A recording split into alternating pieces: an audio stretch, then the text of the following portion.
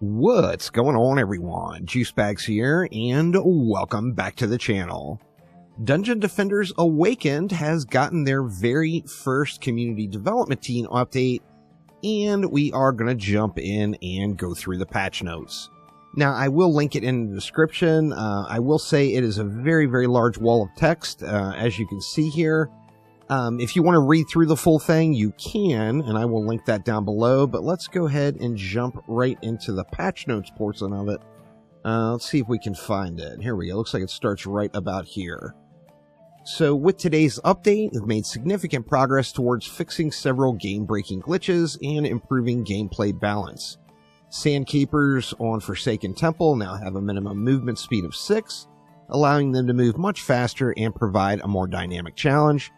Forsaken Temple Rift Boss weapons now have a much higher stat quality, bound of 60, increases their potential rolls and overall. Armor, weapon, and accessory changes. We've adjusted gear bonuses to make early game progression more meaningful and late game loot feel special. Bonus item effects on gear of rarities, rare through transcendent, have been removed. Early on, these effects were giving players too much power, making the game feel too easy, with so many stats and effects stacked early. Godly equipment now gets 1 bonus instead of 2. Supreme equipment gets 2 bonuses instead of 3. And rarities beyond Supreme, when added, will roll with 3 item effects. Set bonuses on main hand and offhand weapons will follow a similar progression, dropping at Godly and higher. Pets are not affected by this change at the moment.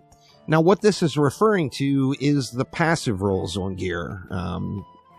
The 3 or 2 or 3 or whatever passive rolls that you had up at the top have been rebalanced, which, you know, that is quite understandable considering the level of power that they did bring into the game.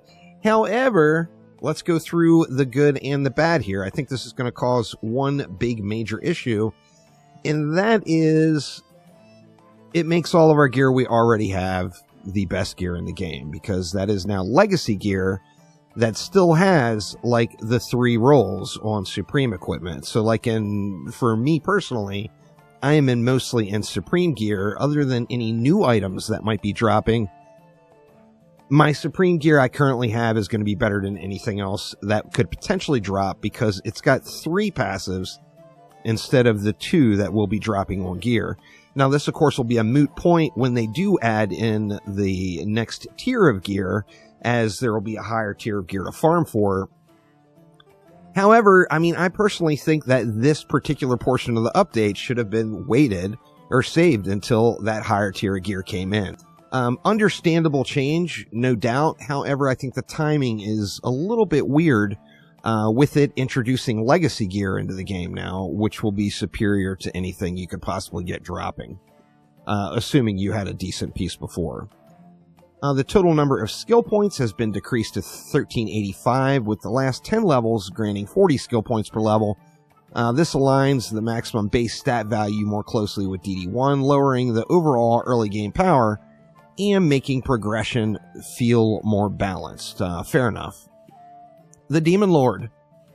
We got some boss changes. Looks like on every boss, I think, maybe. We'll go through it here. The Demon Lord has been too punishing early in the game due to low health.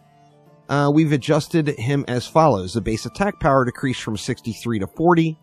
Shockwave damage decreased from 53 to 50. So the Demon Lord got a little bit of a nerf for anyone that is early in the game. The Demon Lord should be a little bit easier for you to take on.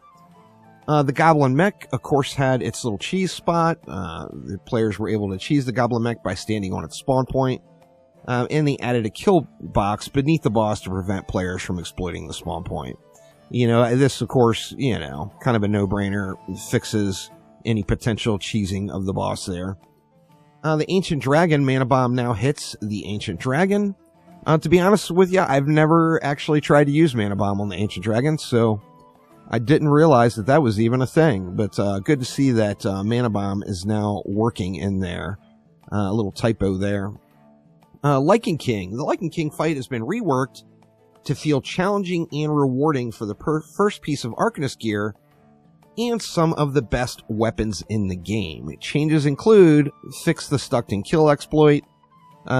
Previously, if you got the Lichen King stuck in the terrain or whatever, he would just auto kill, or you'd be able to automatically kill him. The world first Lichen King kill was actually killed by accident with this format, as the Lichen King got stuck in a wall and just instantly died.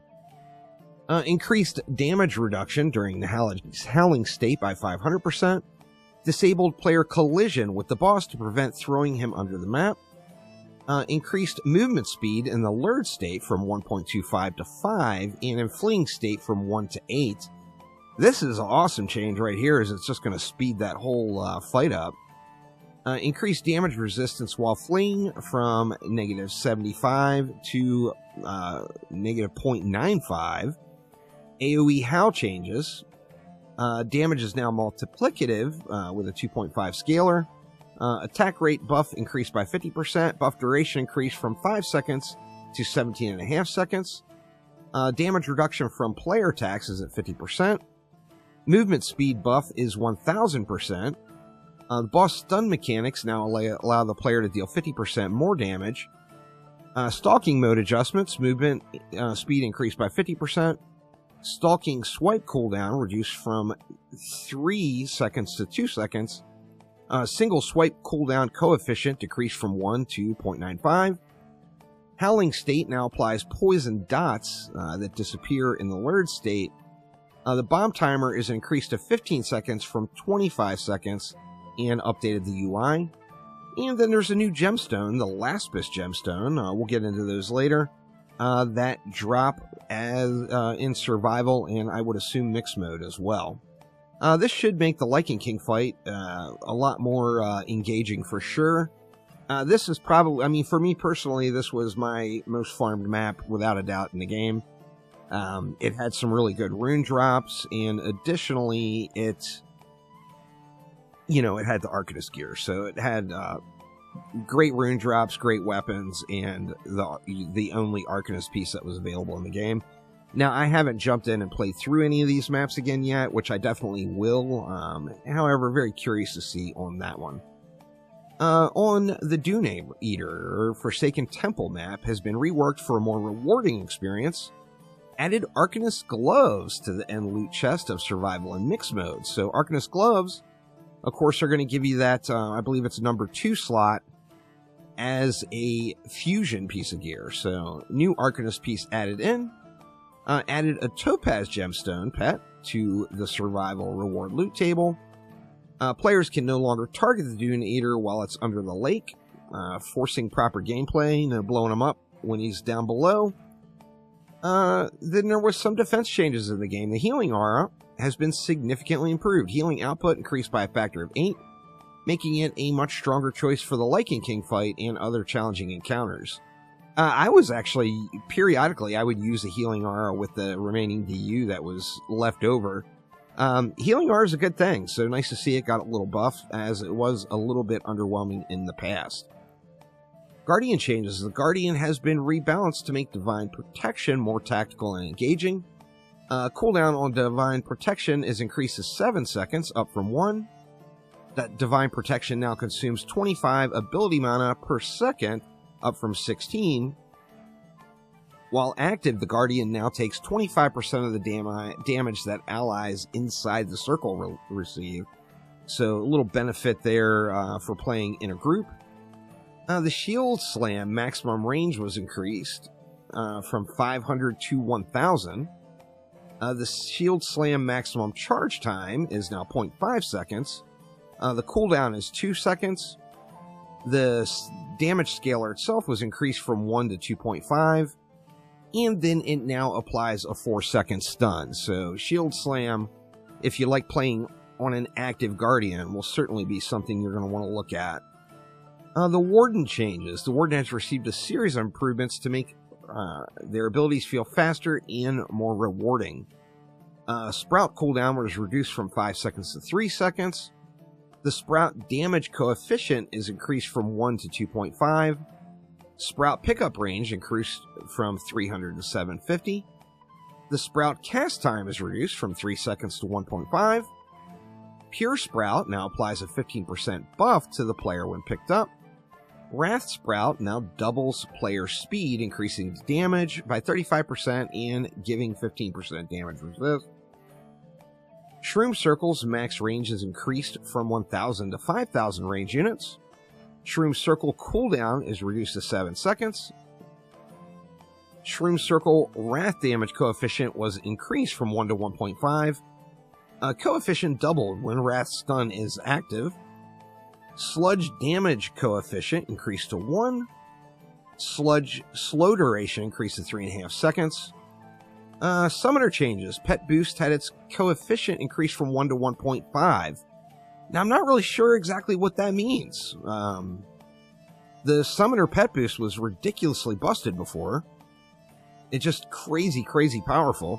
So is this making it stronger, or is this making it weaker?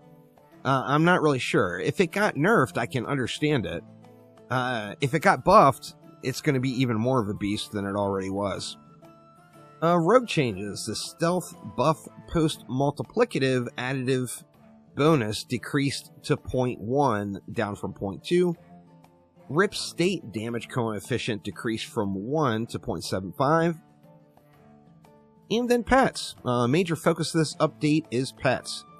Many new pets have been added for players to collect, and existing pets will be rebalanced in a future update. Highlights include, and here's the new ones, the Laspis gemstone, added to the Act 4 survival reward, the Lycan King map. This buff pet is similar to the Obsidian gemstone, but provides a small reduction to enemy damage for a short duration. So if you want to play Tank and Spank, you got a new pet to play around with there, the Laspis gemstone. The Topaz gemstone, added to the Forsaken Temple survival and mix mode. And loot chest after defeating the Doom Eater. This pet functions similarly to other buff pets, giving nearby allies a temporary boost to movement speed and attack rate, helping players navigate the challenging fight more effectively, meaning getting around the map there on Forsaken Temple. So, we'll have to see how it scales out. Is it going to be as good as a kitty cat? We'll find out. That is for sure. The Topaz gemstone is added in. Additional updates, new drops in Lost Metropolis, Alchemical Labs, Ancient Mines, Ramparts, Throne Room, Royal Gardens, Prom, Arcane Library, Tornado Valley, Tornado Highlands, and the Mill. We don't know what these new drops are. We'll have to jump in and check them out. Golden Pets now drop on all maps at Wave 100 of Rifted Survival. Rifted and Golden Pets have been rebalanced with updated hero point scalers, pet ability damage, vitality, and attack rates. Very curious to see exactly what that will mean there. Notable additions, the Gold Griffin, Gold Mistamine, Gold Steambot, Little Wizard, Ethereal Ancient, Genie, Lycan Prince, Demon Lord, and many more. So these were the additions, I think, to the Wave 100 Rifted Survival runs. The Golden Ramster Can and Rifted Ramster Can each have a 10% chance to drop from Halloween Ramparts. The Obsidian Gemstone has been improved to apply its Sunder Armor effect for 6 seconds, up from 3 with a cooldown for 4 seconds. So definitely a very strong pet for group play, no doubt. If you're playing solo, it may not scale up as well as just using raw damage buffs. But for group play and group composition, that will be one you'll want to add in, no doubt. All fairies heal for much more. Some tooltips are incorrect for the new pets. This will be fixed in the next update. Tower and defense changes. We've rebalanced defenses to better reflect their intended cost and power levels. Please note that these reordering in DU adjustments do not currently reflect in the UI and will be updated in a later patch. So what this is referring to is what slot things are in has gotten moved around, which I've got pretty mixed emotions about. Let's run through them though. Empowering Shrine is now defense number 5. Holy Cannon is now defense number 2.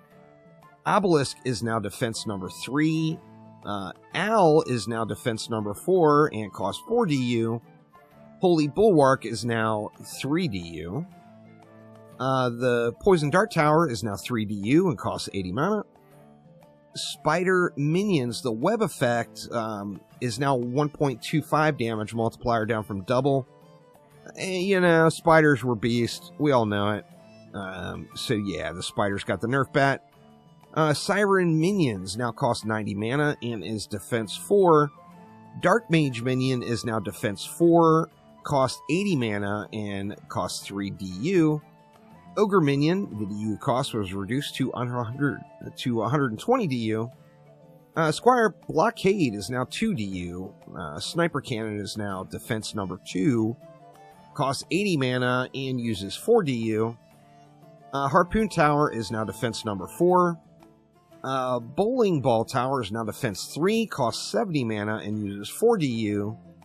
Shroomy Pet is now defense 2, costs 60 mana and uses 1 DU. Wisp Den, another little typo there, is now defense number 3 and uses 3 DU. Beaming Blossoms is now defense number 4 and it costs 4 DU. Sludge Launcher is now defense number 5 and the placement cost is 100 mana.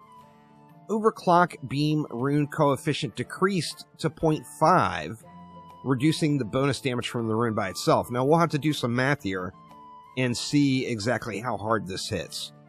This may make it so you don't want to use this anymore, which although admittedly it was ridiculously busted as far as its crazy power level, one of the cool things about that rune is it changed the way you played the game. Instead of just stacking everything on one buff beam, it rewarded you for placing multiple smaller stacks of various things. Like I said, we'll have to get in and do a little bit of math. Now, as far as these defense unit changes, the thing that really stands out at me is why move defenses to different slots. Now, I haven't jumped in and looked at it yet, but is this not going to brick our current fusion gear setups? Like, for example, you know, I definitely had Beaming Blossoms set up as fusion. It's now in defense 4. Does that mean I need to swap gear around now to match up with the appropriate slot of the defense? Not really sure. We'll have to jump in and get some time in the game to check it out to see. It didn't really say why. So why defenses were moved to different slots, I have no idea. It didn't tell us why in the patch notes, and I feel like, why? I mean, you know, that's just my only question is why. And if this is going to change, I've got 3,000 plus hours in Dungeon Defenders Awakened. You know, I've got characters fairly dialed in. Does this brick all my builds? As far as builder sets go? You know, I'm not really sure, and I don't want to draw to any conclusions quite yet. I'll have to jump in-game and check it out a little bit. That is the main thing that stands out with me there. And in conclusion, with today's update, we're excited to introduce the developers, share a glimpse of what's ahead. This update marks the first of many and serves as a how-to for pushing build live. New era for the game, DDA Renaissance. We hope this update excites you and invites you to join us. I mean, the main thing is that excites me is it is an update for Dungeon Defenders Awakened, which basically, has obviously been put on the back burner for, a year plus now by Chromatic. So there is a CDT in place. They are empowered to be able to get things done, and they're working on it. This part of the wall of text up here was introductions. For those that don't know, Cool Gamer and Tato are the two members of the CDT, so hats off to those guys for giving up a bunch of their personal time to make some improvements to Dungeon Defenders Awakened. I'm excited to see an update. Like I said, I got mixed emotions on some of the stuff. Some of it's kind of a no-brainer. Some of it's a why would you do this? And then, although I understand why those passives on gear were changed, I feel like splitting it up into two groups of players with legacy gear, players without legacy gear, I don't ever think is a good thing in any game. And that's what we currently have in Dungeon Defenders Awakened. Now, this update is on Steam only. It's going to take the community development team a little bit of time to get things dialed in.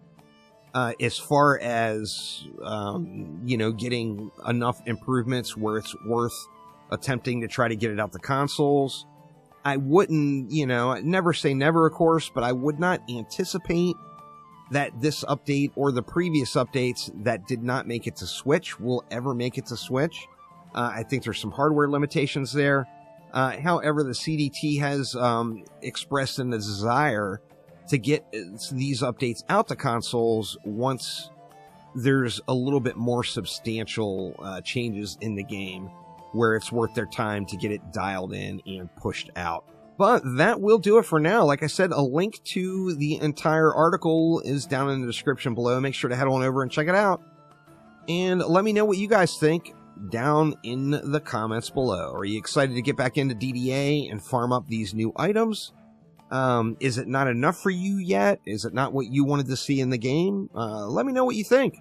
Down in the comments below. I'll do my best to get any information put together and communicated to the CDT and Chromatic. So, thanks a ton, y'all. Have a wonderful rest of your day, and I will see you soon. Take it easy.